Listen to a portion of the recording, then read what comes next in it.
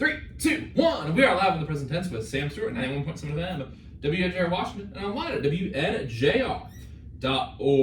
Hope everyone is doing well on this Thursday night. We are back for our second episode of the present tense this week.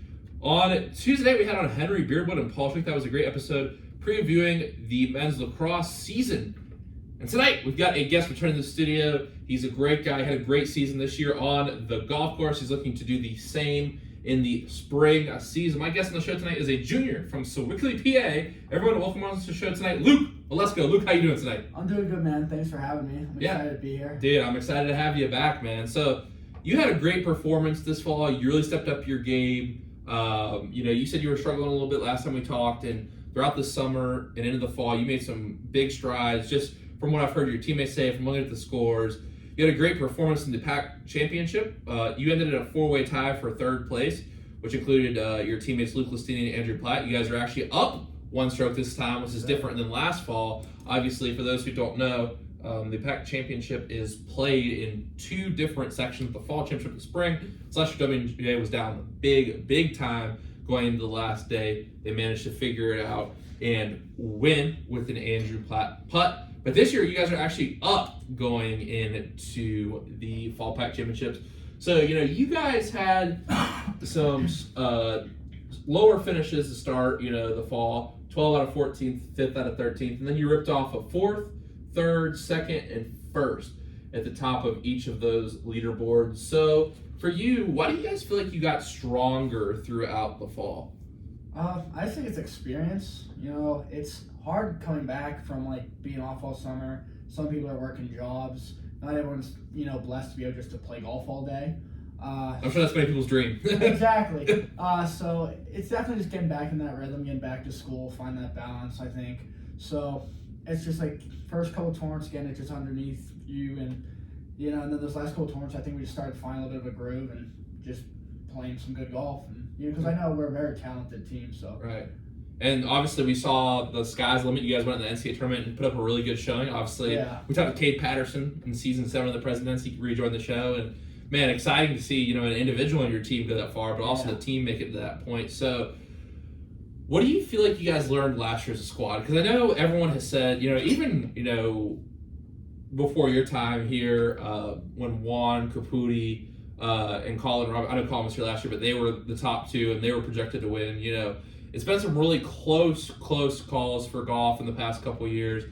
Westminster was always just right ahead. Allegheny has joined the conference now, but you guys managed to best both of them last year, and it's kind of turning the new chapter this year. Hopefully you can defend instead of finally taking down another team. So all that said, what do you feel like the experience of last year, the highs and the lows, meant coming into this year in terms of experience? It meant a lot, obviously, because last year we had that big comeback, like you said, and whenever I first ended up transferring here, we won 4 straight tournaments to get to the NCAAs, and so that was definitely a big boost in our confidence. And then this year we lost Colin, and so we know some of us had to step up and we had to be as consistent as we could. So I think the big thing is just all of us just kind of buying in and just doing what we need to do and not giving up as much. I think everyone has a better mindset this year. Because like I said in the beginning, I think people are getting frustrated and not trusting their game and stuff. So I think it's more just trusting the process and just buying in. I would say is the biggest thing, because that's what I pride our team in, is we work really hard. Now, you said buy in a couple times, trust. What do those terms mean in golf? Someone might think we're just about the Super Bowl, you're buying into the script, the game plan, and the first drive script. This is what we're going to buy in. Everyone believe in this drive right here. What does it mean in golf to buy into a game plan? That means showing up to practice every day, ready to, put in that work, stay afterwards, hit balls for another 30 minutes, just sacrifice some of your time. Coach Cluck gives us some workouts to do, so that means just doing your workouts, being consistent. Just honestly, it's making good routines, setting yourself up for success, because we were looked at as we got a target on our back because last year we won. And there's actually a fun fact, in the parking lot of PAX, Allegheny was talking about sizing up their rings because they thought they had it on lock, apparently. So that's also lit a fire on us. Well, they didn't know there was another half of the tournament, right? Or they exactly. Well, yeah, this was before I think the I don't know if we were leading after the first day or not. I think we might have been losing by 1. You guys were a second, yeah. Exactly, but still, it's just like they got a lot of talented guys, but I think we got a lot of talented guys, so I don't think they should count us out because You guys were up by 1 going into that. Proofs of the pudding a little bit. We still got a lot of work to do. Like I said, I don't want to talk too much because they do have a lot of great guys, but I think exciting rivalry. I think that's exciting in a sport like golf. Exactly. A little rivalry going. I like that a little bit because they got the number one guy in the pack right now, Carter, and he can play, so it's fun. I think we're all just trying to push ourselves to kind of try to beat him as well because, who doesn't want to be number one? You know what Exactly. I mean? So, we've talked all about the team, Luke, and, I feel like we were talking about you getting adjusted a lot to Dubjay, Coach Cluck, the course last time, and, you really made some big strides. Like I said, everyone said that you are really stepping up and being a guy that's going to help, you guys try to stay in that number 1 spot. So for you talked about plyometrics, working out. What do you feel like the big difference for you has been this fall? Has it been training? Has it been mental things in the course? My thing is I finally I was consistent in the weight room, and it helped me gain a lot more distance, which made it easier to score because I had better scoring clubs in. But I'd say the biggest thing for me was that let me kind of believe in myself a little more because I know I did the work. So it was like, you did the work, just go out there and play. And then the biggest thing, this is going to sound cocky, but you got to go out there and just be like, I'm the best person out here. No one's better than me. And you got to fake it at first because, over the summer, I played terrible. I couldn't break 80 in a tournament. Oh, wow. Fun fact, yeah, I know it's kind of crazy. First round of the season, I broke 70, which was like, how does that make sense? But the last month before I came back to school, I just kept thinking every time I went out, I was like, I'm the best. No one's better than me. It sounds super cocky, but it's how you got to be on the golf course. You just got to have that overwhelming confidence, and then you start to believe it. And then even on my off days, I was like, you know what? Me on my off day is better than this guy. So it kind of sounds wow. Yeah, that's a good strategy. I like that a lot. You just got to make yourself believe in yourself. And even on your off day, I was just like, you know what? I'm still a really good golfer. My worst isn't as bad. So your B game is better than his A game. Exactly. I just got to think that a little bit, and it kind of wills your way into it. Right. Paul, who came on here, he's a cross-country assistant coach. He had a really interesting perspective. It was like, are you familiar with the Matthew principle in the Bible? Like the rich shall get richer and the poor. Yeah. It's supposed to say it's about faith and a lot of different things. Obviously, there's a lot of biblical scholarship, but he was relating this to confidence in sport and saying if you're confident and you do well, your confidence is only going to grow. And if you don't do well, you're not going to lose that confidence. Yeah. You're going to keep it if you have true confidence. But if you don't come in with confidence, then you're going to feel like an imposter if you do well. Exactly. And if you do well, you do bad, you're just going to be like, oh man, I was right, I'm not that good. But if you can build that baseline of confidence to say, or even if I have a bad game, I got this, you're just going to grow as a player. And I think I struggled with that earlier in my career because I would have a good round and I'd be like, I would almost get too happy, I would get too high. I think that the thing that helped me was finding a good level to stay at, not getting too low, not getting too high. Because at my last school, before I turned 30, I had some good tournaments. They were 78s and stuff. But like you said, I kind of felt like an imposter, and I almost didn't fully believe in myself. At some points, I was like, oh, but what if that day was a fluke? Which is terrible. You can't think like that. But it is athlete. Even pitch to pitch. Today, I got a couple quick outs, then walked a couple guys, got out of the inning. But I was I think it was I've been throwing the ball a little better lately, and you get this couple quick outs, and you're like, oh man, how do I get these two? You know what I mean? It's something in the back of my, so I've been trying to work on with 2 outs, finishing the deal, sealing the deal, and exactly. You get to a certain point where it's the span of a season.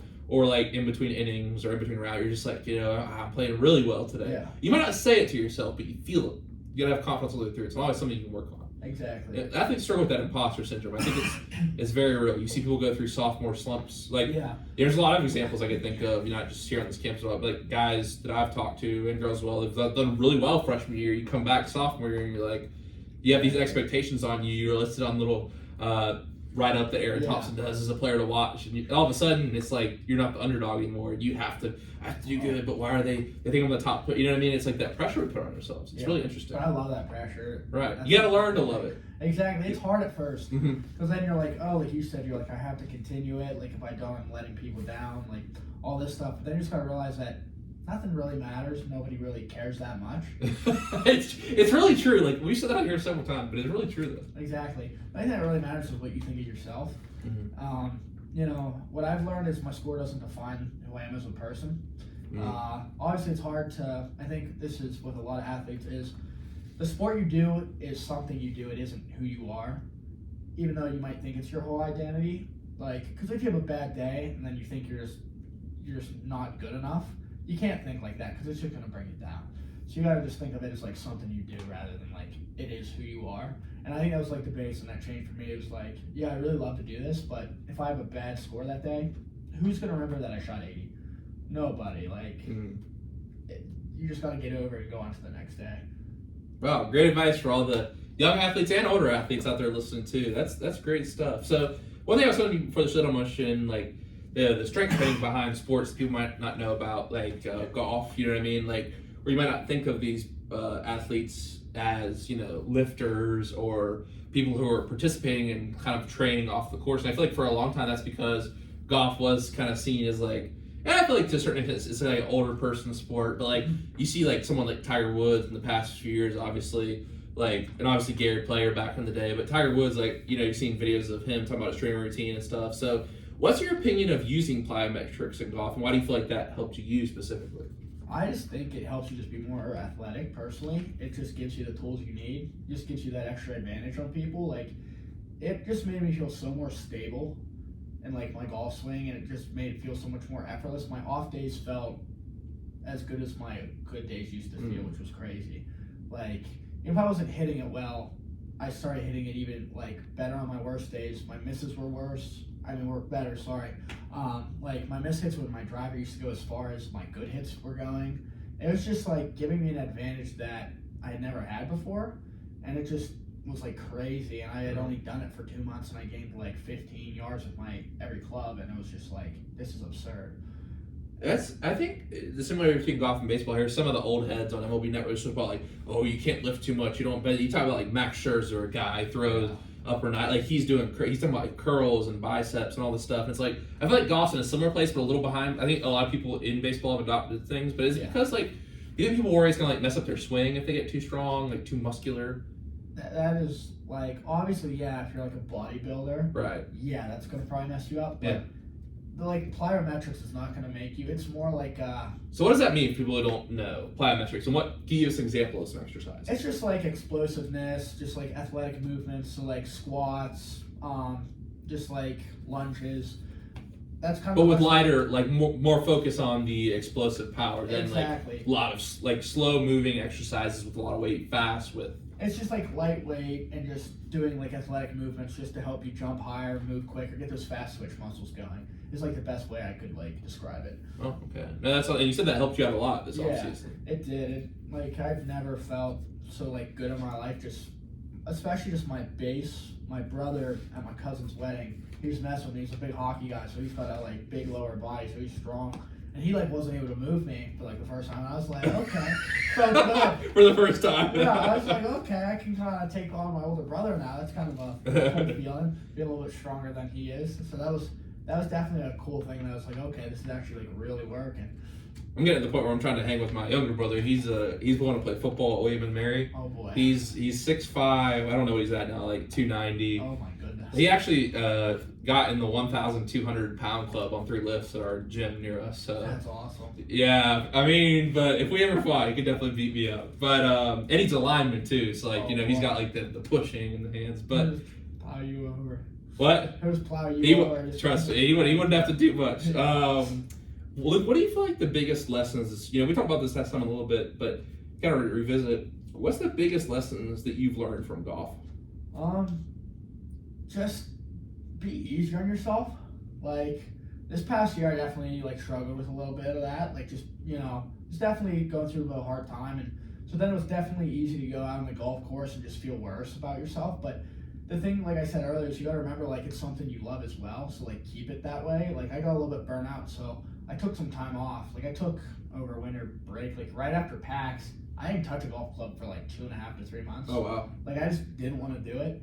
And I think that's the biggest thing is just like forgive yourself for stuff, because like I was like upset with myself. I was like, I'm wasting time. It's like sometimes you just need a break. And I'd say that's my biggest advice to people, because the more like, this is what somebody told me I was tanning for. They're like, if you make yourself do it when you're burnt out like that, you're gonna end up hating it. And like I'm glad I didn't, because now I got my spark back. I feel really refreshed. So I would say just like the biggest thing is just be easier on yourself. Obviously, you have to don't dwell on things and let yourself feel too sorry for yourself. But it's like, if you need some time off, take some time off. And I would say that's my biggest thing. It's like just mental health is a big thing. And I would say you definitely have to make sure you're taking care of yourself. I think it's tough as an athlete too. Like sometimes I'll at times, I'm like, I can't get this pitch down. I can't get this pitch down. Like I can't do it, today. And it's like if you keep trying to do it, you're ramming your head into a wall. Exactly. You know what I mean? That's just it. That's why I always do the visuals. Like, am I just ramming my head into a wall right now? Like, am I gonna maybe work on this different pitch? Like, I don't have it. Let's revisit a different day. You know what I mean? In baseball, I think. In golf, you still you don't have to throw curveballs if you don't feel comfortable with it that day. But moving on to something else and trying to say, okay, what can I do this productive today? I'm working on this, and I'm sure in golf, maybe you can work on a different drive or something, or try something different. Because I'm sure that is it kind of a thing like baseball where you have a certain thing working one day but different, like a driver's working one day and the putter's just. And I was about to say that my putter is usually the best part of my game. And this last year drove me crazy. Happy Gilmore. I was considering myself legitimately one of the best putters in the whole entire conference, and I felt like it was the best putter in the world. I felt like I was making everything at my last school. It just felt good. It felt effortless, and then this year it's just been just hands in the air just all the time. I'm like, what am I doing? My scoring, I don't know how I scored what I did because my putting felt so bad the whole time. Really? But. So that's the thing too, is I just was so frustrated about that. But it's just you know what, you just got to go out there and just play with what you got to, like you said. I mean, I know you're trying to work on a pitch, but sometimes if you only have a fastball or a split or whatever, if your fastball's working, just keep throwing. Exactly. Don't. What's the saying? Don't. If it ain't broke, don't fix it. Exactly. Now, I've been asking people this question, and I think sometimes. We don't know as much about sports like golf and just I say the casual sports fan, and I'm really into certain sports, but I love all sports in general. But I feel like some of them I don't know as well. So things like wrestling, water polo, certain misconceptions can be brought up about these sports. People who don't know as much about them. Golf is one of those sports. We see people playing a lot of golf. We see the Masters, the PGA. But do you feel like there's any misconceptions that you hear when people talk about the sport of golf? That it's an easy game. Who says that? I don't know if I've heard anybody say that. I've heard a lot of people be like, if anyone's ever played a round of mini golf, they know.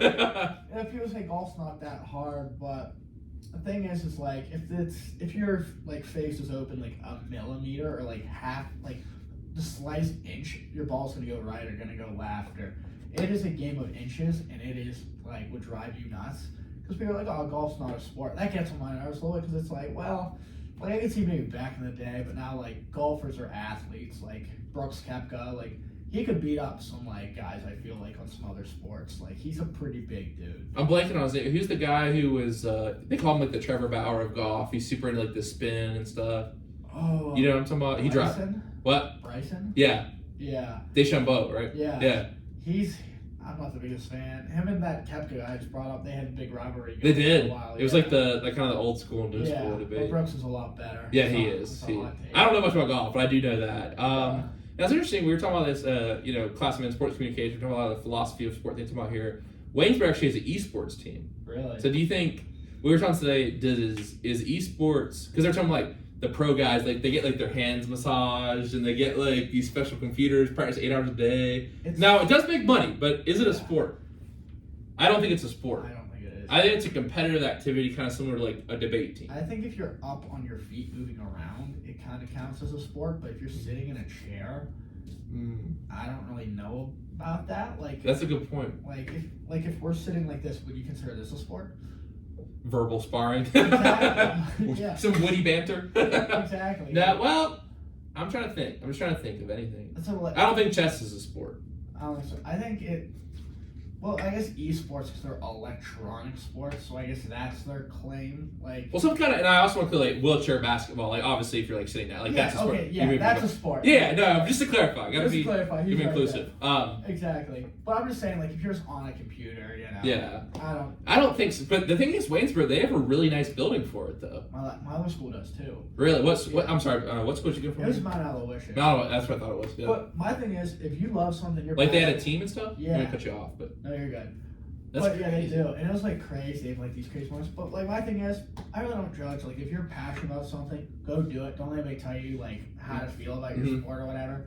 If you like esports, go do it, man. Be the best you can be. Like seriously, like that's all that matters is what makes you happy. I'll never hate on somebody for doing what makes them happy. You know? Yeah, it's interesting. I feel like that when you get like stuff, what is a sport, what is not a sport? Like we were talking about surfing, like is surfing a sport? Like I think it's more fun not as a sport. Like when you're not being judged, you're just going out and having fun. Exactly. But I think like it's funny because if you go on the Waynesburg Athletic page, like they're in uniforms. They have their gamer tags on the thing, like what character they use and stuff. But I think there's a certain physical component that's not part of it. Like even in golf, you could still get injured physically. Oh yeah. And they get like carpal tunnel and stuff. But like I think the thing is like if there's a certain physical component. It's more mental than physical. Like you can work on anyone can work on the reaction time, but it's like mental learning the characters who's good. The reaction time, it's crazy. But like, yeah, I think in terms of like you put other athletes in like power or rotational power, or swimming, jumping, diving, running, like they're probably do pretty well. Yeah. I don't know. I think it's more just like one muscle. So I don't know. But once again, if it's fun and you love competing at it, and let me tell you what else was more important, and that money's in it now. Exactly. Pros make a lot of money. They can make a lot. The Fortnite champion a couple of years ago, they were talking about he made more than Tiger Woods from a tournament. Was it Binga or something? Yeah, what's his name? Buga or something. I don't know. Something. It sounded like that. Yeah, it's something like, it was like an 18-year-old. Yeah, and it was like a $2 million prize. And I was just like, I'm doing something. But it's like also the other thing is like if I go home and play Madden, am I an athlete? Isn't that a sport? Not really. But there is competitive Madden. So like I think it's like more like it's just like a fun competitive activity. Yeah, my one buddy's brother plays competitive NHL. He's like one of the top 5 in the world. Yeah, like, he's gross. Me and Dr. Mary were talking about, is it even fun at that point though? No. Like is it just stressful? It's so sweaty. Like Madden's already, exactly. Madden's already stressful enough. It's not fun. It's just people doing like the glitches or whatever. Yeah. Like, the metas that just, the same like plays over. And they're doing the same stuff back. And it's just like, it's just super repetitive. Now you think hot dog eating is a sport. Joey Chestnut's. See, to me, that's a full body, like... He's the GOAT. He's the best. He's the GOAT. It's not a doubt. Yeah. I mean, that's tough. I would say that's hard. I can't watch. It's so disgusting. That is disgusting. I can't watch. Like, and it's not even like, if you haven't watched before, it's not even like they dip the dog itself in the water, then dip the bun in water, eat one, shove the other, then splash water. It's so gross. Yeah. You can't throw up at the end or you lose. Exactly. Yeah. And like it's so gross. I can't eat that much at once. I'm a snacker. I don't know how people do it. Eat 50 hot. I don't know. Eat 50 hot dogs. I don't think I can eat like I can think I can eat like one and then I'm like I'm full. That's it. And hot dogs are also just kind of gross too. You think about it. Like what's a hot dog made of? I remember my mom telling me when I was growing up, and she's like, it's gross. She just was like, don't eat them. But I mean, comps does not follow that. So back to the topic here a little bit. In terms of routine, like we obviously talk about practice and mindset. Yeah. How do you or Coach Cluck attempt to keep things fresh? Oh, I'm nuts when it comes to this. Okay, go ahead. I'm like super superstitious. Okay. I think we talked about this last time. We did, with the certain volume in your car and all that. Yeah. But like I have to do the same things. Like, just if people didn't hear last time, I have to have 3 tees in my right pocket, nothing in my left pocket. If I wear anything in my left front pocket, nope, I'm not doing that. Glove in my back right pocket, and then I have to play a number 3 golf ball, and then I have to turn my car volume down to 24. He says, yeah, I have to. I have to. I can't. I feel gross if I don't do it. And then I listen to the same song right before I tee off. But I actually changed that up. Matt the car chick? No, but you said you like Beach House though. Oh, Beach House is good. Yeah, Space Song. But I changed it up. He's like one of my buddies on the golf team, and it was like Lucas something. That song Superstar, if you know that song, like you are. Lupe Fiasco. Yeah. Yeah, he's good. He's like a kind of I feel like he's in that same area as like Usher, like older. He doesn't release music anymore. So he like started playing that before like tournaments, and so like it just turned into a thing that I would send him a Snapchat. That is a good hype song. Yeah. And so like that's like a routine for me now is like I have like a pre-round vibes like playlist I listen to in the potting green but just like preparation is just making sure I'm hitting golf balls every day, just getting in the gym 3 times a week, doing some cardio, just doing the things I need to do just to stay in shape. I mean, I got a little out of shape over those 3 months ago, a little burnt out, but we're getting Hey, I was too. Hey, yeah, It's funny when you're not doing your sport. I have to definitely pick up some other like hobbies when I'm done. Yeah. But yeah, I got a little too heavy this off season. I feel you, but that's the thing is like also like we said earlier, it's like you can't get yourself about the past. You just got to move on, and you know there's no point in feeling sorry about it now. If you know just work towards getting back to that tomorrow. And Yeah, that's all you can do. for sure. I think the hardest part that I won't, not the hardest part of college athletics, but the thing I won't really miss is that period where you're getting back in shape, getting into the season. Because like, Yeah. it's in shape, and like I want to go for runs, I want to do stuff, but like we do a lot of like we do in season shape, like just getting the schedule and stuff, getting your arm back the first time, getting your swing back the first, like getting back into it's really tough. Hockey was rough. I forgot you said you played hockey. Hockey, it was like take the whole summer off almost. I used to play like 3-on-3, like just summer league, but that's like not that much. And then you get back to school, and the first like 2 weeks is just like suicides, like skating back and forth. Just and the coach is like, "Well, we gotta get your legs back on you," and it's just tough. Like Suicides. exactly, he's skating you for 20 minutes at the end, and you're dying. You're out of shape. You're a little bit, you know, I got a little bit on you. And Well, hockey's. I remember. Actually, you might know this. I played hockey growing up. Oh, really? Yeah, because it was actually big when the Hurricanes came on the scene. It was. So we had a couple places, the Iceplex, the Factory, that were those, you know, good house leagues. And like, I think that was probably the most high I ever felt because it's like it's cold. You feel like it's spreading like the cold. You're trying to breathe. Skating. It was a thing called power skate. I would do to like sometimes, but it's funny because like I don't think people know like we're talking about line change because we're men's team played Grove City last night. And they do a weird thing in basketball where they do like a 5-man shift like hockey, which is weird in basketball. But anyway, so they like most people don't know is like people in hockey like imagine sprinting as hard as you can for 2 minutes, and then you know, you got to switch and then you get back out there. You know what I mean? You're exhausted by the end of those shifts. Hockey, I don't miss. That's one nice thing about golf is I don't have to do cardio unless I want to. You guys take the carts, don't you? In most tournaments? No, we walk. Walk, okay. But it is like beneficial to do some cardio because it does help you like at the end of the round. Tiger Woods was big in running. Exactly, and I really enjoy running. Like over the summer, I was in my best shape I'd been in a minute. I would run like 2 miles, like not a day, 2 miles on like my off day, like 2 to 3 miles. Obviously, I started like at 1 mile, but as I got in better shape, but like beginning of the summer when it's not too hot out, there's like no better feeling. Well, here. Like top sail. Yeah. Top soil. Top soil. Like topsail island. Top soil.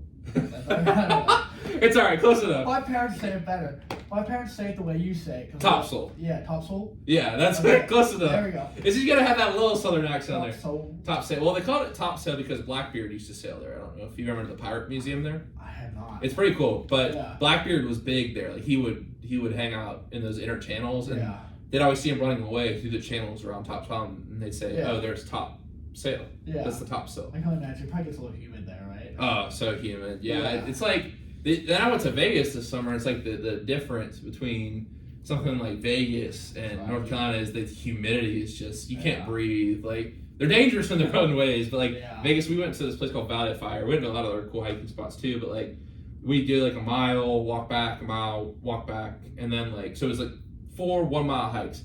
And by the time we would get back, we'd be like, man, we feel my dad's shoe melted off. It was an old pair of boots he had, so the glue holding the bottom melted off. Oh my goodness. It's beautiful in a different kind of way. You know what I mean? It's like some chameleons, geckos running around, like and not chameleons, geckos, and that was the other spot I went to. But it's just crazy how things live out there. And they're also the trails.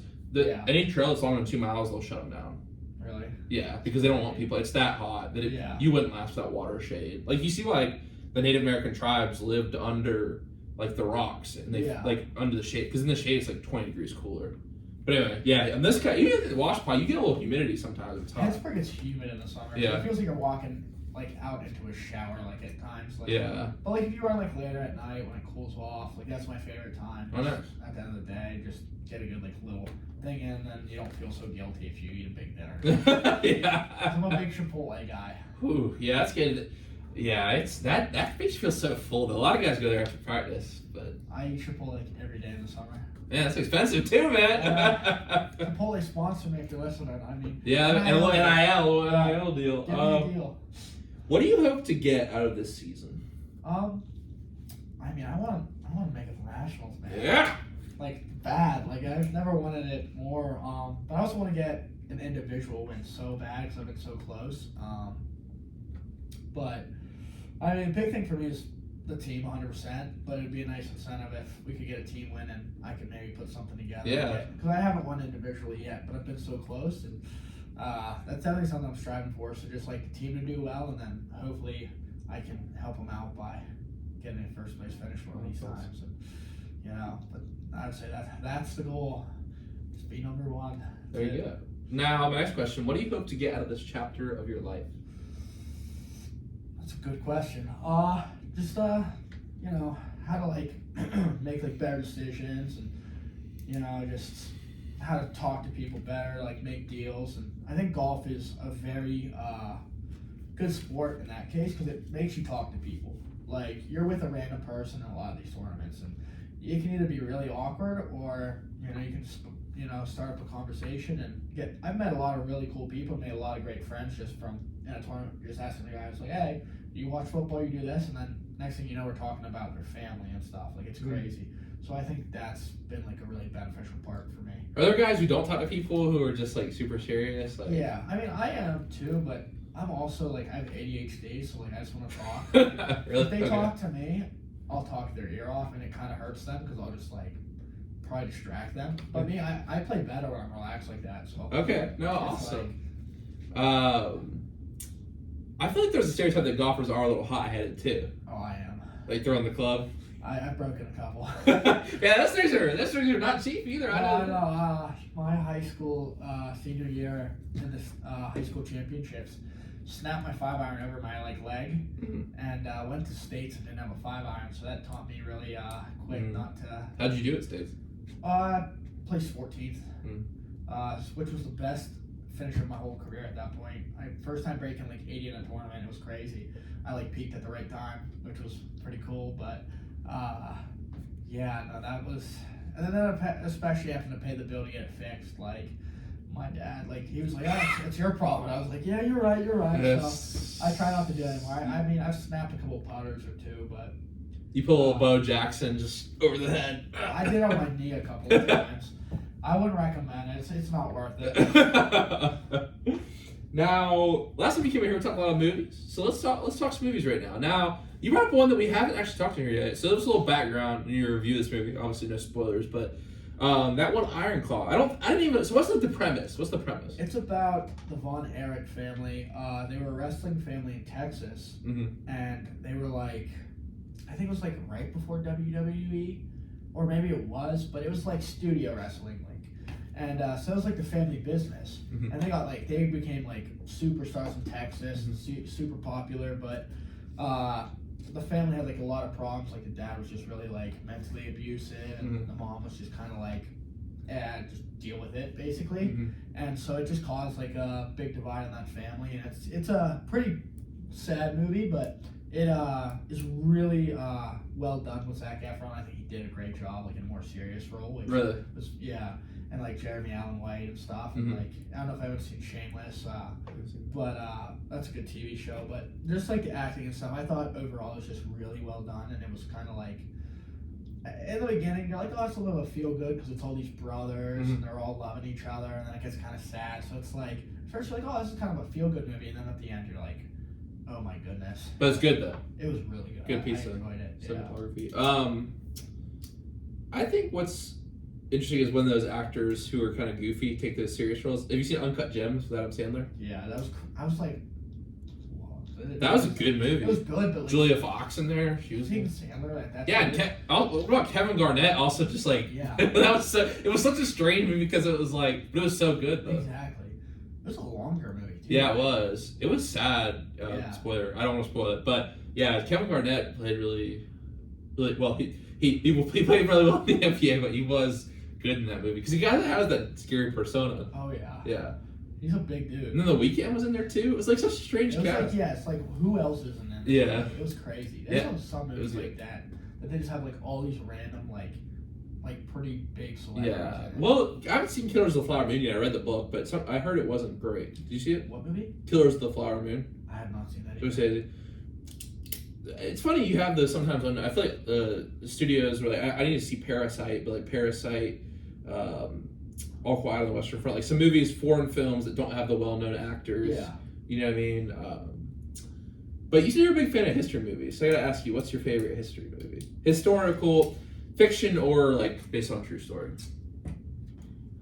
This is like not about anything. Have you seen The Revenant? Yes, that is a true story. Based off a true story. Based off a true story. That is good, underrated, Yeah. intense. Leonardo DiCaprio. Finally got his Academy Award, right? I know. Yeah. There's some other movies. I forget what the. Well, that one just that's just the type of movie where one man carries a movie. Exactly. Because also the historic, like Wolf of Wall Street, more or less is a true story. Yeah. Like. That's a good movie. Yeah, it's a good movie, but I think Revenant's better. Yeah. Man, I'm watching. I started one right now, The Covenant. Guy Ritchie's The Covenant. Jake Gyllenhaal. I haven't finished it yet, but yeah. The Patriot's also really good. The Patriot. All those We Were Soldiers. Yeah. Braveheart. The King was really good. Have you seen The King? I don't think I have. It's on Netflix. It's like Yeah. the sequel to. I'm really into like Civil War. Okay, have you seen Glory? Denzel Washington, Matthew Broderick. I don't think I have. Yeah. Oh no, I'm sorry. Is that the guy that plays? Who plays Ferris Bueller? Yes. I know if I mess this up, someone in the audience is gonna text me. Ferris Bueller's Day Off. Yeah, Matthew Broderick. Yeah, so he plays. So Denzel he's a soldier in the first African American unit. This guy from Boston talked with Frederick Douglass, and they decided to make an African American unit for the Civil War. Yeah. And they attack a fort on South Carolina, and they were actually led the charge. You should watch it. It's really good. Okay. It's about like Morgan Freeman's in it. What's it called again? Glory. Glory. It's really good. Other Civil War movies. Have you seen Free State of Jones? Matthew McConaughey. Oh yeah, I have. It's been a while. Yeah, that was a good one. Yeah. I'm trying to think. Wrecking my brain. I mean, obviously Lincoln. Yeah. Classic. Yeah, I think you like 1883 and 1923. We're talking about that. Okay. Yeah, the Taylor Sheridan Have you shows. seen Hatfield and McCoy's? I haven't seen that. Is it good? Yeah, it's a pretty solid show. That's good. I was trying to think. Well, have you seen? I know this is not really so to speak. Like obviously Django. Great movie. I think it might be his best. Did you see his final one's coming out? The 10th film. Which one? What's it called? It's called The Film Critic. It's coming out next year. I haven't even heard of it. Yeah, you gotta go check it out. I feel like my duty to inform all you movie people out there. I've said it a couple times on the show, but I'm trying to think of other I just good. watched Once Upon a Time in Hollywood. Yeah, that's good. That was really good. It's a little boring at the beginning. Yeah, but the ending is. I had to look up some of the history after. His always like have this weird like play on history. It's like alternate history because obviously in Glorious Bastards the ending doesn't actually happen. But it's really satisfying to see. Like Django, the ending is so satisfying. I know. What's the one movie? Have you seen? This is not like any of those movies. The Good Guys with what's his name? Oh my goodness. Oh, how am I forgetting his name? Russell Crowe and the guy that plays Ken in the Barbie movie. Whatever his name is. I don't know how I'm blanking on that. But it's like kind of a comedy on Netflix. I highly recommend it. The Good Guys? It is hilarious. Ryan Gosling. I always get him mixed up with like Ryan Reynolds. Yeah. Yeah. Good Guys. I watch The Good Guys if you want a good like laugh. Like it is a good like funny movie. I mean, it's a little like seriousness, but it's like it is funny. Well, he's in Crazy Stupid Love. He's hilarious. Have you seen that? I love that movie. Yeah, great movie. Steve Carell. We were watching The Office the other night.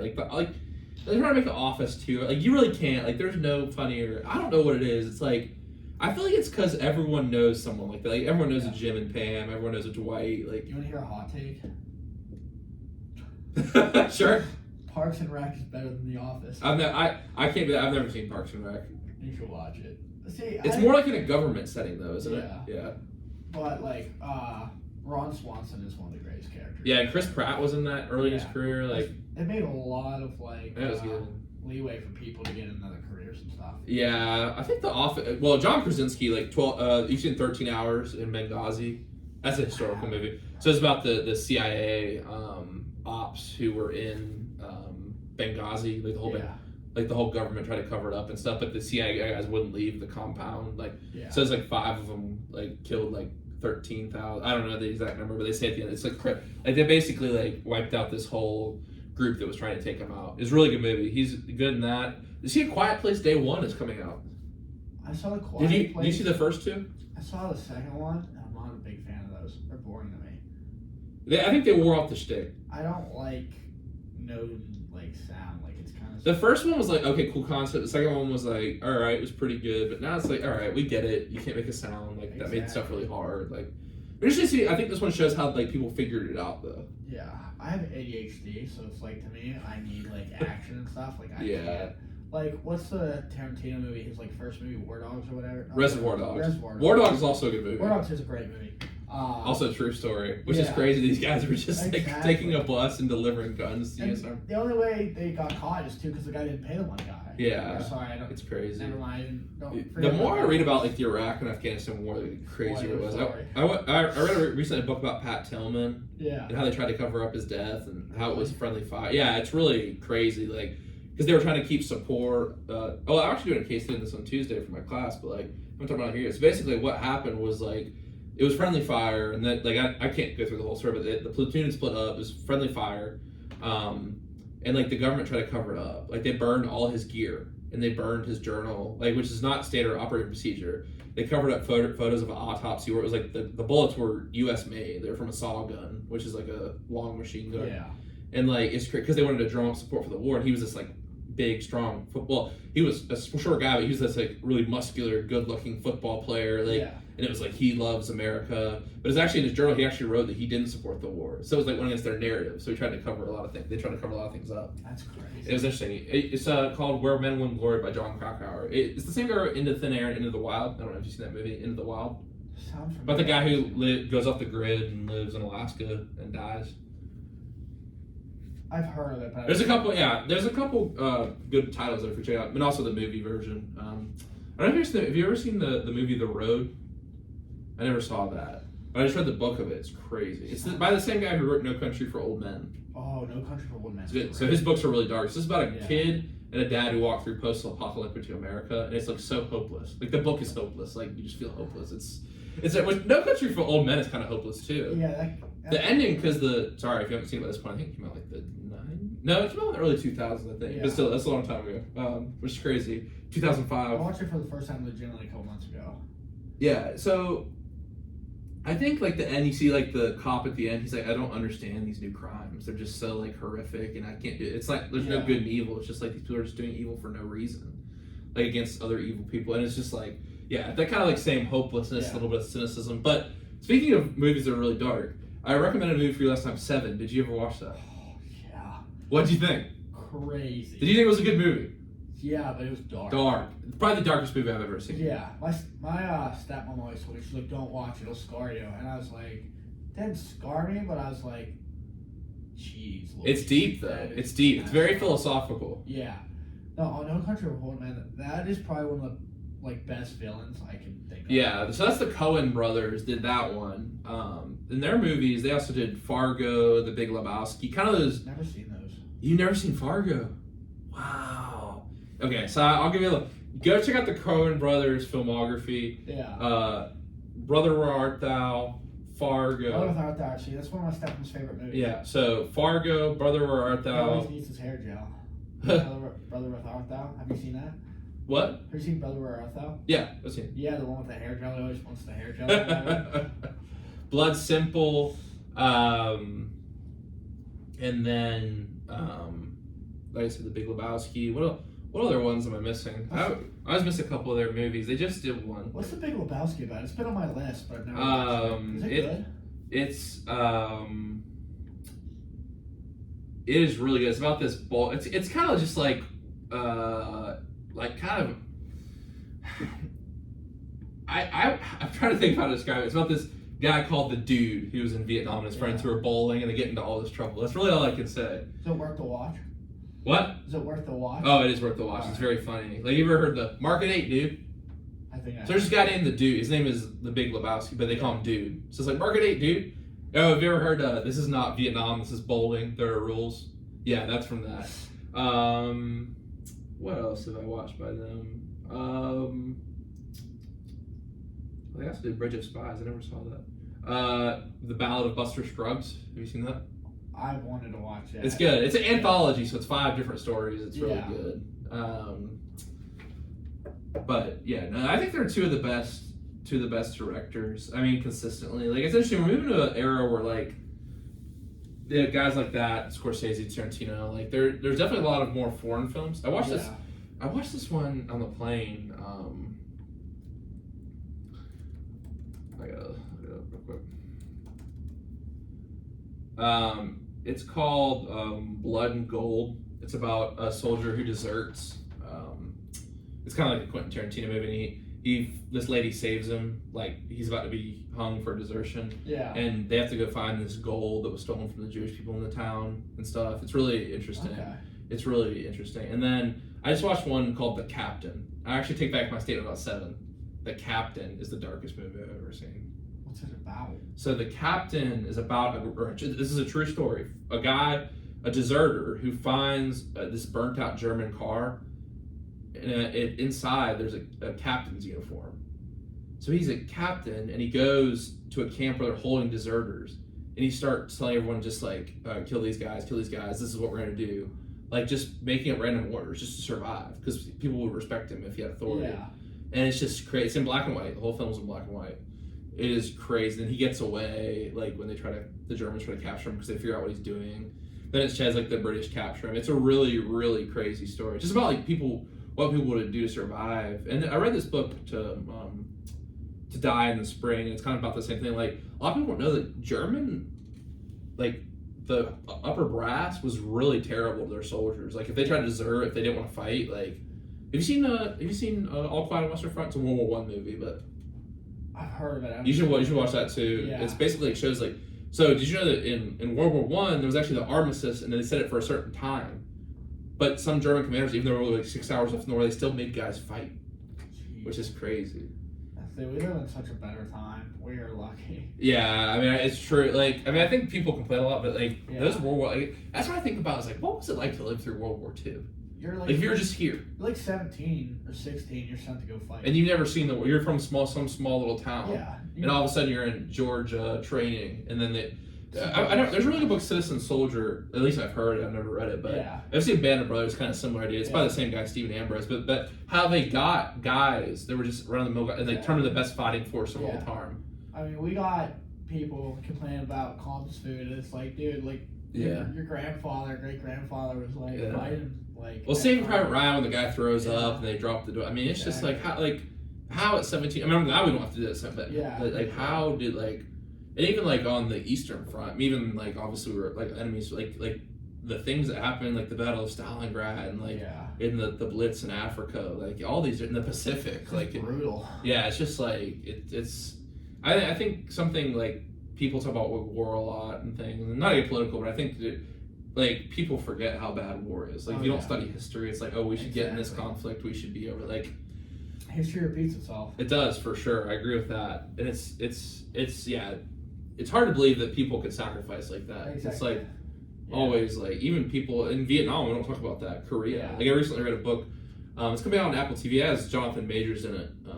Although he's kind of canceled now, but it's called Devotion. It's about a black pilot who actually saved his unit, but with his fighting a bunch of times, and he crashed, and his white friend went to go try and save him in the Battle of the Chosin Reservoir, which most people don't even know what that is in the Korean War. You know what I mean? It's like they were charging down south, and then we went back up. We were thinking about nuclear, all these crazy things, and then like we had to pull back. And obviously, the situation is the same today. It's north and south, but it's a really good story. It's like I feel like part of the beauty of like storytelling is capturing the people's stories. Like I was doing these film interviews for grad school. I kept talking about my Aunt Gretchen. She works at the Holocaust Museum. I don't know if you do that. Okay. Yeah, and she's the assistant director. So it's like, how do you? And then it's like a lot of those people are dying or have died already. It's like, how do you keep those people's stories alive? Like, if you think about it at this point, like most of those people are at least 95, 100 years old. It's like same thing with World War I, even worse. You know what I mean? Almost all those people are gone. I don't think there's any people left from World War I. It's like,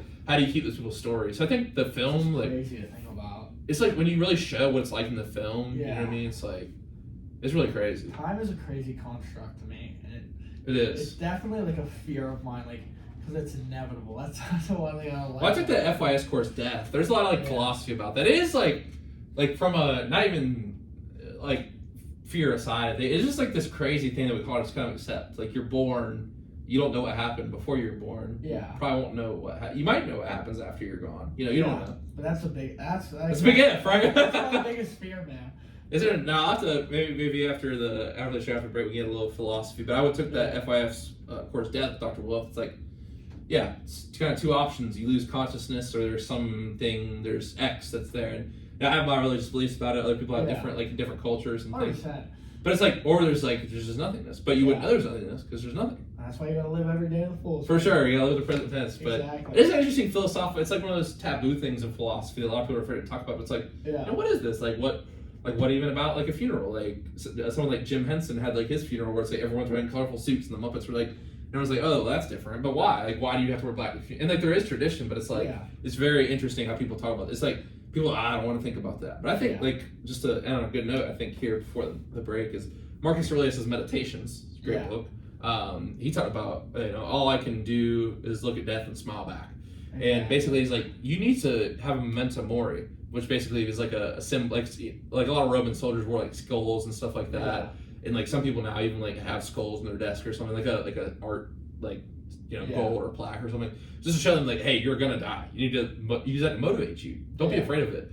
You're gonna be afraid of it, but you have to use it to motivate you. Exactly. Meditations, Marcus Aurelius, and also the obstacles the way by Ryan Holiday. Some good stoicism books, philosophy. Yeah, I think you'd like Meditations by Marcus Aurelius. I'll have to look into it. You've seen Gladiator, right? Yeah. Yeah. So the guy. Although, like, Gladiator, historical accuracy. Yeah. But the guy who dies at the beginning is Marcus Aurelius. Yeah. Remember the guy, his like, dad is and his son's the bat. But then I think Russell Crowe is like this stoic figure, obviously. He stands and they're like, that's such a badass movie, dude. I know. It's so good. That was a big movie back in the day. Yeah, it was. Yeah. I know my dad loves it. Yeah. Speaking of movies, let's go ahead and do some movie trivia before we come back and talk about some other things. Speaking of box office, so I was born in the year 2001, so I thought it'd be fun to ask you this question with your knowledge of movies. What was the #1 movie in the box office in terms of total revenue in 2001? Was it A, Shrek, B, Harry Potter and the Sorcerer's Stone, C, Monsters, Inc., or D, Rush Hour? We'll get your answer after the break. You're listening to Present Tense with Sam Stewart, 91.7 FM, and WNJR Washington, and online at WNJR.org. I could not talk that fast. That's insane. You just get more used to it. Yeah. The hook, I said the hook so many times. Like, listen, 91.7 FM, WNJR Washington, online at WNJR.org. You know what I mean? Yeah. I think it's important to get in and out of the transitions fast. Yeah. I think it's just something that comes with feel. Like there's points where even sometimes now, like I want to jump in and talk, and it's all learning, you know. Sometimes you got to read slow and dramatic, and sometimes like you got to be in and out, you know. So what's the answer? You gotta guess, man. That's the game. I don't even know which ones. Are all those actually released in 2001? Yeah. Really? Jeez, I'm getting old. Oh my lord. I know. That's what I thought when I like Monsters Inc. is. I gotta say, Harry Potter. I guess we'll see soon. That's such a good. I love Harry Potter. They're good movies. I like Narnia too. Narnia's really good. Yeah. C.S. Lewis. He's really a Christian writer, you know. Yeah. Because if you look at it, it's like Christians, like the lion dies and comes back. I never even looked into it like that. So you never did. So it was written by C.S. Lewis. It's probably one of the greatest Christian scholars and like artists, I would say. Yeah. Because if you think about it, it makes sense. So there's an evil queen. That makes sense a little bit. Yeah. So I'm not like super religious, so I don't like know that much about stuff. Well, I took it actually in a religion class, and they're like, the teacher was like, pay attention, watch, and I was like, the lion comes back and wins the battle over Satan. You know what I mean? Like, yeah. It's interesting. Narnia's a weird movie. It's a little bit of a trip. It is a little bit of a trip. It's kind of like a fever dream. Yeah. I thought it was so cool that like all the animals were like fighting, like the good animals versus the bad animals, like which ones they made good. And those are also Bible like references. When they shaved the lion though, that was like so sad. Remember that or something like that one scene. Yeah, they killed the lion. But then he resurrects himself and like leads the what's his name? Asgard? Asgard. Yeah. Which I think also is I should have looked into it more tonight, but is also some sort of name like in mythology, right? Asgard. no clue. I'm gonna have to look it up.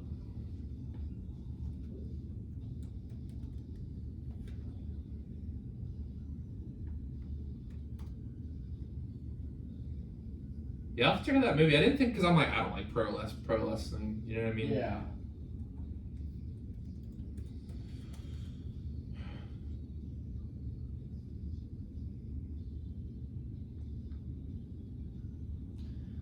Still not used to the buzz cut, man. That one was good. I like it, but it's like It's I always good. forget. So I've always had a buzz. I've never had scissors, but I get skin on the side, like bald Yeah. fade on the side, no guard, 8 on the back, and then a scissor on the top. Yeah. This is a 4 all the way around. It feels weird. Yeah, I if I'm like at home for the summer, it's probably hog or Yeah. one on a 5. Yeah. Yeah, see, I feel like you gotta take it down like a 1, get like a 5 or 6 in the top, get a little fade going. You said one of my fraternity brothers actually faded me up. Really? He's the one that did it, yeah. Well, if it's all 4s, then it's not a fade. Well, it was all 4, and then he faded on the side. Oh, okay. So I don't know I what he was did gonna say. there.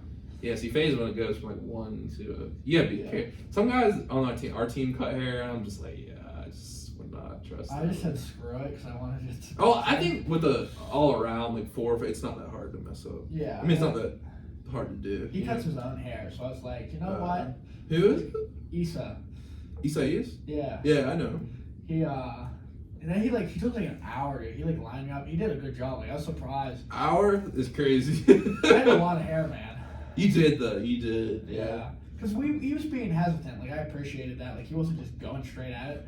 Oh shoot! He's gotta go bald. He was trying to make sure we didn't take too much off at first, and then, like we weren't doing anything. And I was like, you know what, man?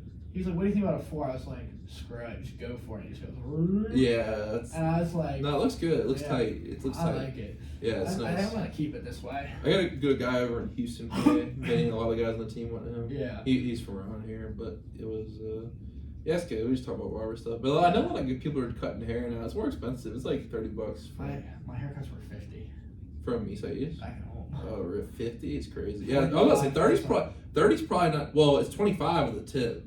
That's really not bad because now it's like Mine's 50. everyone gets that ring light going and the gloves, and all of a sudden I do 40. It's 45, and then I got $5 tip. They cut my hair for 7 years straight.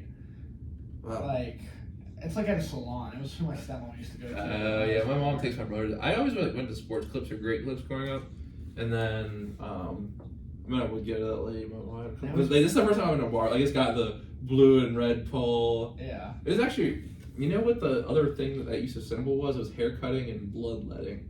That's what you engineering trivia. Yeah. Like bloodletting.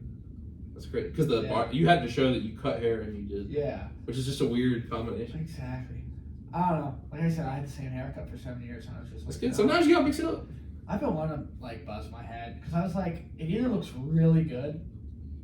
People are always like afraid to get a buzz cut. Yeah. It can look really good. I feel like it's coming back. Well, Brad Pitt had it going during like the early 2000s. You know what I mean? Like in Fight Club and It's all all that. about the hairline. Yeah, I don't think some people have that. You gotta have a decent hairline. You gotta have that Jalen Rose. I'm not trying to toot my own. Nah, you got a good hairline. Exactly. Like I don't know. I just have like. You have that receding. Exactly. That cul-de-sac. Like if you have it and it's going in like that, like like it's. I mean. It's a fact. You gotta. But the good thing with a good barber is though they make you shine. Exactly. Yeah. I don't know. Like he even lined this up. It's just natural. I saw a thing on Twitter. It was like barber gets out of jail, starts nonprofit haircut business, and it was like, and then it was like, oh, you need to go back to jail because the guy's hairline was bad. Super bad. Nah, because Twitter, bro, X is. Do you have an X now? No, I've never been on Twitter. Twitter is wild now, bro. It's so funny. It's the best social media, but now when Elon took over, bro, there's no restrictions on what you can say. Some of those NBA guys, it's like, dude, just buzz it, like just get it all off. Like LeBron at a point, it's like back here. Yeah, like, Kevin Durant, like he's got the fat. It's like you gotta bring it home. You know what I mean? I was like, you wouldn't even look that bad, bald man. Like. Oh, and that's like the thing in basketball too. Like those old bald guys. You know what I mean? Like Wilt and all that. They look tough, man. Yeah, they were tough. With the headband. Yeah. I don't know, man. I wish I could grow about facial hair, but. And we're back in the present tense on 91.7 FM at WNJR Washington, online at WNJR.org. Today we were talking with golfer Luke Melisko. And before the break, we asked Luke his trivia question. What was the #1 grossing movie in 2001? Was it A, Shrek, B, Harry Potter and the Sorcerer's Stone, C, Monsters, Inc., or D, Rush Hour? And your answer is? It's gotta be A. I mean Harry Potter. It's Harry Potter. Final answer? Yeah. That's correct. Harry Potter and the Sorcerer's Stone. I thought it might have been Monsters Inc. because that was really popular.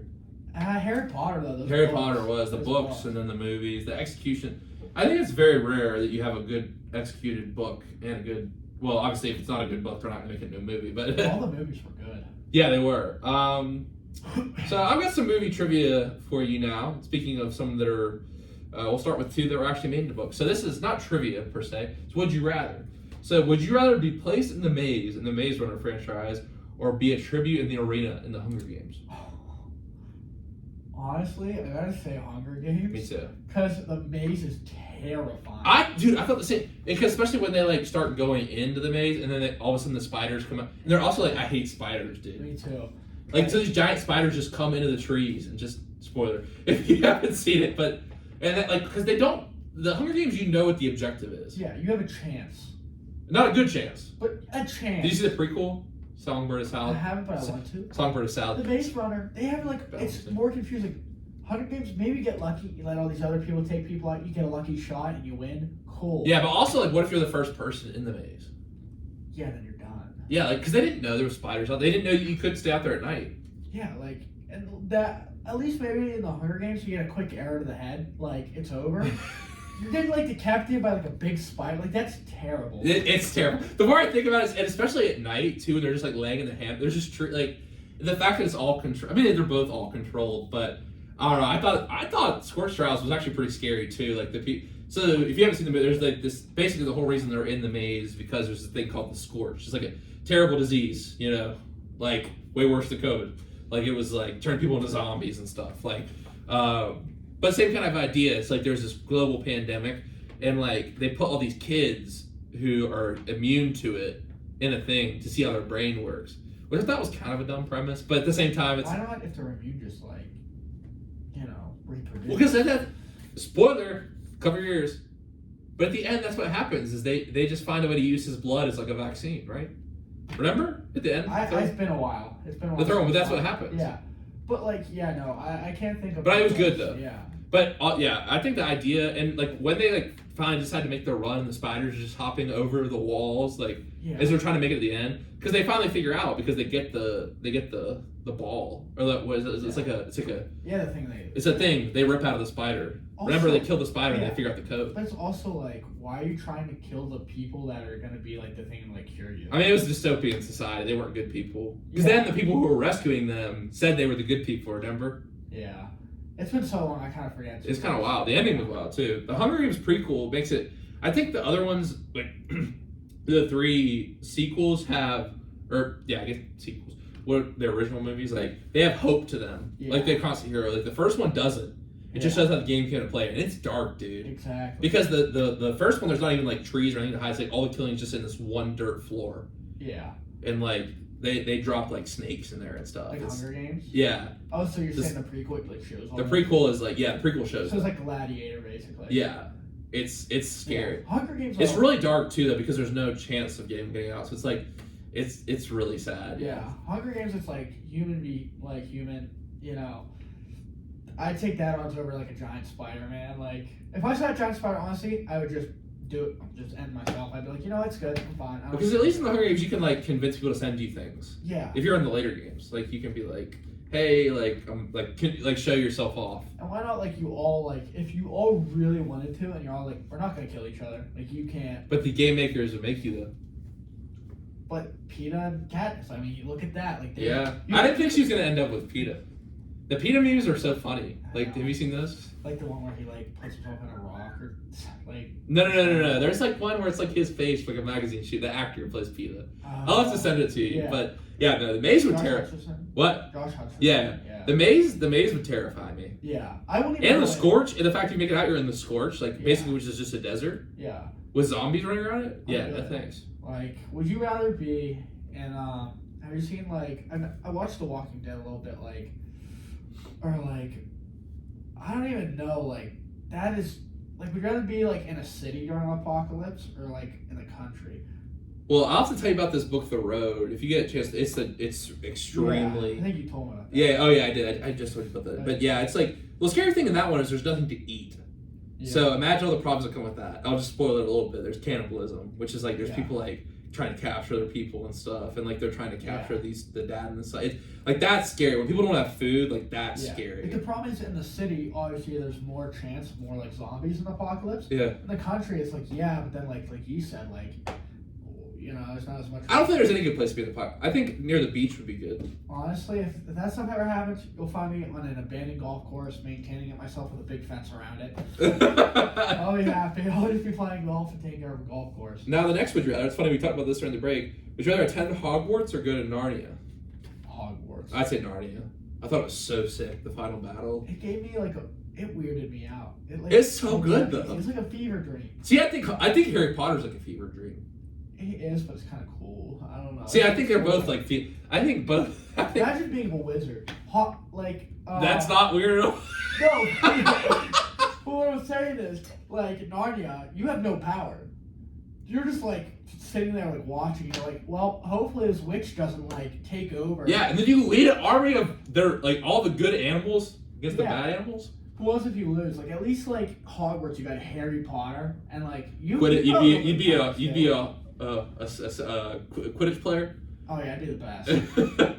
I'd be the LeBron James. The LeBron. You know there's real Quidditch games where they like put the broom between their legs instead of college. But it's crazy that a book. Like I think Fight Club and Harry Potter are both really cultural. Star Wars, like. Yeah. But don't talk about Fight Club, whatever. Like Never Harry Potter, the Quidditch. What? Never seen Fight Club. You still never saw it even after we talked about it last time? Oh, sorry. Man! What's it on? I'll look at Amazon Prime. It's good, man. It's good. You like 7, you like it. It's not as dark as 7, though. Yeah. It's dark in a different way. I heard Brad Pitt is like... Brad Pitt's... Dude, he's dog in that movie. Edward Norton. They both played that. Edward Norton plays those, like, psychological, like, someone who's, like, not really straight, seeing the world in the right way, like, imagining things, like, psychologically disturbed people very well. Like, it's like this guy, he can... It's a premise. It's this guy who works at a terrible job that sells insurance that covers up car wrecks, and he can't ever sleep because he's guilty. And he goes to therapy groups for fun. That's the start of the movie. Fight Club. I read the book too. Check Paul in. It's good. But I said Narnia. Let's say Narnia though. But we'll have to agree and disagree on that one. All right. Would you rather be stuck in Jurassic Park for a night or on the boat in Jaws for a night? Now, when I saw Jurassic Park for the first time, the original one, it scared the crap out of me. It scared me too. It's like those ones like in the kitchen scene, like that's terrible. When they feed the cat, the thing that scared me the most was when they fed that cow to the raptor. Like they just dropped it with a crane. Exactly. I also remember I walked in at my stepmom's brother's house when I was really young, and I saw that scene, and I was like, this is terrifying. I was like, what is this? Jaws, though, it's like, at least I feel like if you're on land, you have a chance. No, you're on the boat. No, I'm saying like with Jurassic Park. At least if you're on land, like.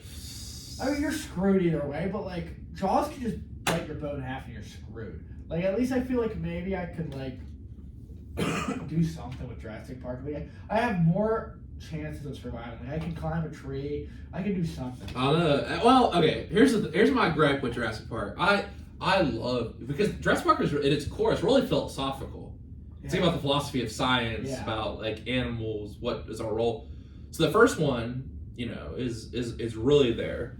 The second one is, they go back and try to like do certain things, and then a T-Rex gets back to, and that was a little bit too much. The T-Rex running through San Diego. Yeah. Then the third one, Alan goes back with his worker, and they, get caught in the other island, and like there's, the army shows up and it cleans it up. Which I always forgave them for this because at the end of that, did you ever see the third one? I saw like the 4 of them. I went on a binge streak. Yeah, so the third one is the one where there's the Allosaurus, and like it's like he's chasing him on the beach, and like the military shows us. I just assumed the military cleaned it up or whatever. They just bombed it or whatever. Yeah. Jurassic World, you could tell the shift was made to not make it realistic, to make it totally like more friendly. Friendly for the viewer. Like the Indominus, come on. I didn't see it. It used to be about like an education of. You didn't see the Jurassic World. It's with Chris Pratt, right? Yeah. Yeah, I haven't seen that. And then the I didn't even see the third one, but the second one, that like the Raptor's like Chris Pratt's friend, and they're like teaming up to defeat like a hybrid that an evil guy makes. I'm just like, what? Yeah. Like what? What? It's like I saw Planet of the Apes. That scared me. Well, there's a new one coming out, isn't there? Yeah. There's a lot. I've never seen that series. There's an old version, a new version, and prequels, right? Like, it just scared me because you'll like hear those stories of like there's like chimpanzees like ripping people apart. Mhm. Like that is a fear. Like I am. well, it takes like I saw something Joe Rogan was talking about one time because this is the kind of stuff he talks about. But it's like it would take like I think like 20 adult males to beat a chimpanzee in a fight because a chimpanzee could rip you apart limb for limb. Yeah, like, or chimpanzee or whatever. Like, Yeah. like. And not they- Harambe though. Harambe was a good. Exactly. He was a real one. But like, it's just like they get jealous too. Apparently, Yeah. like I can't say some of the stuff because it's inappropriate. But like the one guy gave like one like a birthday cake, another one like resented. Yes, for it, I saw that and psychological- ripped him apart. Or scientific study. Yeah. And, like legitimately ripped the guy apart, and like it's just because he didn't give him a birthday cake. They're very human in a way. Exactly. Like they're very like they have and you look at their social obviously like Yeah. everyone knows that genetics and stuff And, like they very just close. know what to like hurt you basically. They Yeah. know what to like rip your feet off. right we can but it's like you know we humans are jealous in the same way but Yeah. it's very interesting. But they get primal about it, and that's just they're strong, and there's horror stories, and Yeah. if anyone ever has a chip, Yeah, people have them for pets. No thanks, man. Yeah, no. I'm not going over because you hear the stories of people going over and then like same thing, like someone's got their face like ripped off. Yeah, I'm good. Tiger, what's that show? Tiger King or Yeah, whatever? Tiger King. Yeah, just Like, don't have it. Dogs and cats are pets, not tigers. Exactly. Like the people have pythons. Oh no, tarantulas and all that. Oh, shout out Kenzie at my work over winter break. She was like my manager. She's awesome. Everyone at Sweetwater Decor. Shout out you guys. But she has exotic pets. She has like spiders, like No. 50. What if it got 50? Nah. Yeah. Nah. She has like a tarantula like tattoo. And like I'm like snakes. I got bit by a snake when I was younger. Like if they're not venomous, they don't bother Oh, me. you got bit by a snake? Yeah, I stepped on one at night. Damn. And barefoot. And it was a garter snake, so it was fine, but Did it hurt? I was in shock. I was so young. I was like 8, and I was like, I freaked out a little bit, but then like, they don't bother me. I don't know.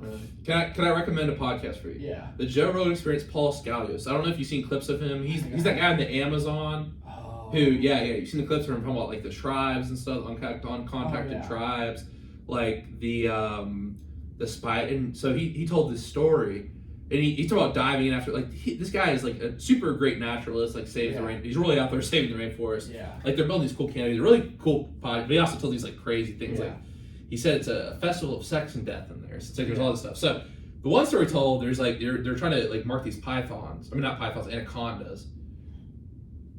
There's like a B-rated movie about that, like with like Ice Cube, I think, or something. But anyway, so real life anacondas are huge.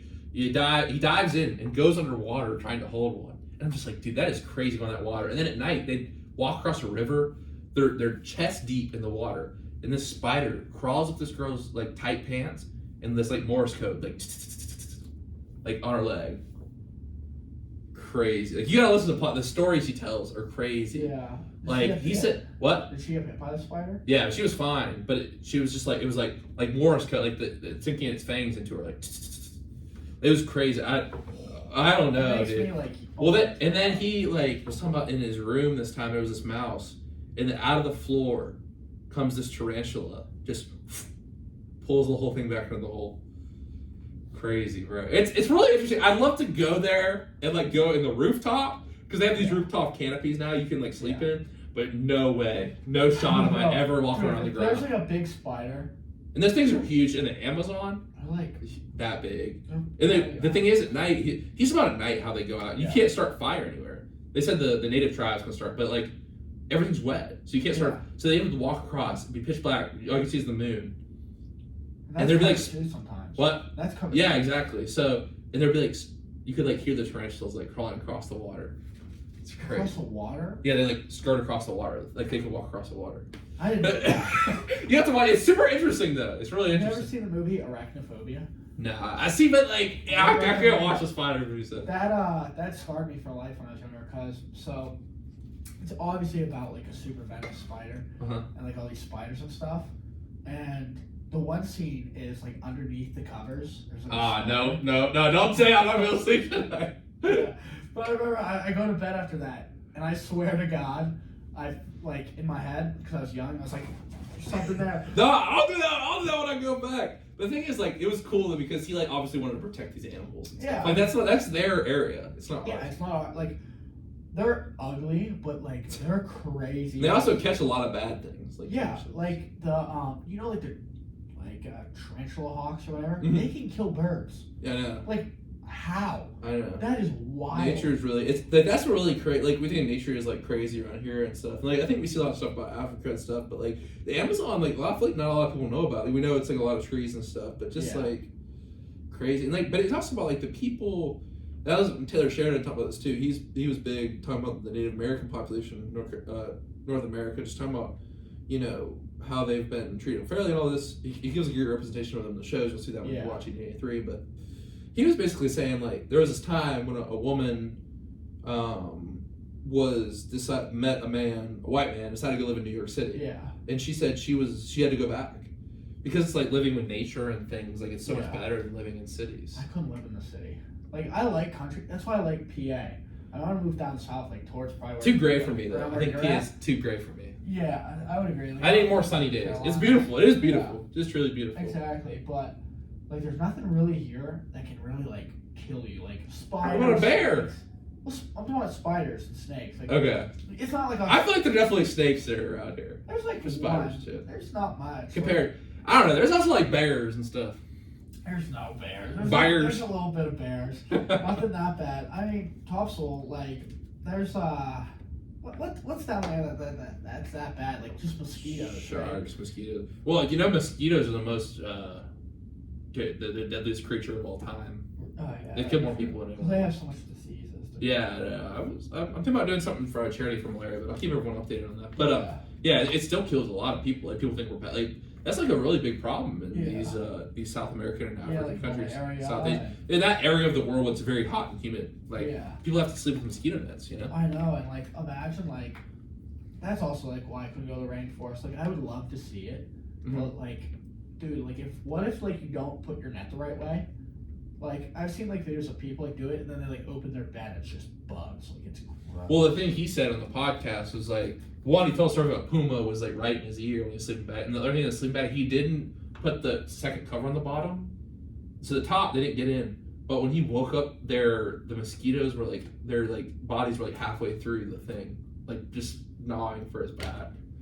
It's crazy. You gotta watch it. It's like in a weird way, it's cool. So but they it's also didn't get to horrifying. him, but they tried. No, they did. They stung his back. Like that's how far like the mosquito was like could reach into the net.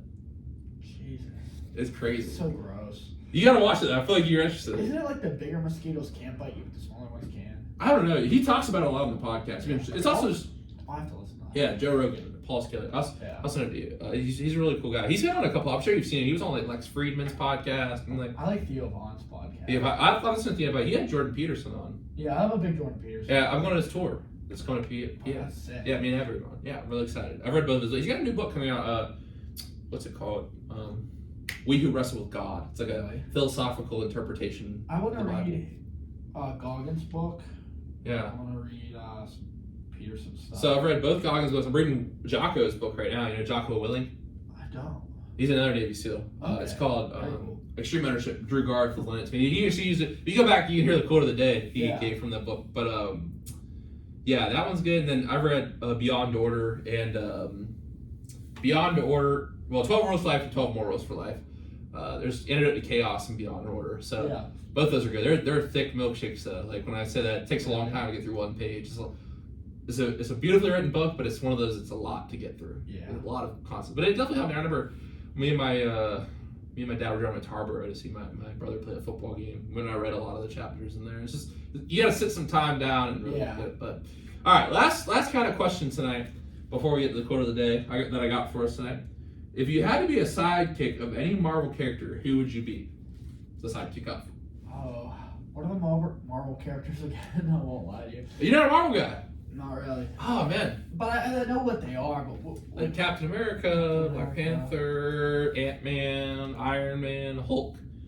I say Captain America because Iron Man, he's cocky. Yeah. And he's also just not that cool. Like if you strip his iron away, Exactly, he's not. he's nothing. He just has like a. Like see Batman though, like Batman will beat you up. You know what I mean? Yeah. Robert Pattinson Batman especially. Captain America, I'd say. I say Captain America too. Yeah. Because like the other ones, like their aura is so great. I feel like they wouldn't like. Now, if you said villain, I don't know. I mean, obviously, you wouldn't be with a villain. I think Killmonger was pretty cool though from Black. Did you see Black Panther? No. You never saw Black Panther? Oh man. I'm not a big superhero guy. Really, but this is. I think it's a really good. But Michael B. Jordan plays Killmonger. The one show I really like growing up though was like Teen Titans. Oh. Yeah. Like Teen Titans Go or Teen Titans? Real Teen Titans. Okay, I see. See, if you don't already watch Teen Titans Go. Teen Titans Go, I watched as well when it came out. But like the real Teen Titans was fun. The real Teen Titans. Yeah, Teen Titans Go. What's the? Yeah, Teen Titans Go was pretty good. But yeah, the original Teen Titans was good too. Clone Wars. You ever watched Star Wars Clone Wars? Never seen a Star Wars movie. We talked about this last time, man. I'm gonna write you a list. It's surprising less and less people have seen Star Wars. Disney's ruining it. I could go on a whole rant. Done it several times. Really? Because I know there's so many people that like you that like they just love it. And I watched. Well, to be fair, I watched one of them with like one of my ex-girlfriend's families because they were big like Star Wars people. Like first time I met her dad, he was like, "Luke, I am your father," and I'm like, hey, dude, come on. That's my biggest pet peeve. If anyone's listening, if you come up to me and say like, "Luke, I am your father," I will hold that against you for the rest of my life. So I think the thing. So I never watched Star Trek. Star Trek is really philosophical, actually. It's just so boring. Really? Like at least Star Wars, it's about war. Like there's 2 new ones coming out about Rey and I don't know. It's just but the original ones. Like as a person who wants to be a filmmaker, if you're interested in movie, like you gotta watch the originals. The only thing I know about Star Trek is that like Big Bang Theory, Sheldon likes. Yeah. That's the only thing I know. Bazinga. Young Sheldon's a good show. Oh, I agree. And the last season's coming out. Yeah. You know how it ends. Everyone knows how it ends. But like, how's it gonna happen? You know? Yeah, I forget. Because you know his dad dies. Like, obviously. Like it's not. Like they said, the Big Bang. Big Bang was a great. It's so funny. Such a good show. Especially the first couple seasons with Howard. I know. I need to rewatch it. That was a good show. Funny. And Truck Lore, great writer of TV shows. But okay, so let's say Captain America. So I'm gonna bring us home with our quote of the day tonight. This is from Satchel Paige, the legendary pitcher. Pitched a long time in baseball. Obviously a legend. Had a lot of great sayings. Well, I've used quotes in here before. And this is from Satchel Paige. Ain't no man can avoid being average, but there ain't no man got to be common. Can I throw a quote in here? Good, yeah. So, shout out to my stepmom. Love you, Karen. This is her quote. Her quote is, and she says this to me like a million times, just finish. Doesn't matter how you got to get there, whatever you got to do, you just need to finish. And that's like our biggest thing with college, a sport you play. Like, just don't give up. Just finish the job and just get it done. And like, that's something I really like live by right now. Is just all you gotta do is just finish, and that's something that like I want to get tattooed. That's how much I love it. That's cool. Hey, I'm a big fan of getting quotes tattooed on my arm. So exactly. Where are we trying to get yours tattooed? I'm not sure. I want to get one for my dad, and then my dogs, and my stepmom. I think I'm gonna get one for my stepmom. Maybe like not here. Maybe I'll get it like here on the arm. Yeah, I'd get like a kind of meaty, fatty part of the arm. Like, yeah, you go. You're putting that collarbone. I was like, dude, it hurts. My friend got a tattoo right here. Oh, right on there. Because when I was like, it was like down here. My fingers would go like this because But yeah, it's not. I got one here, and it wasn't bad.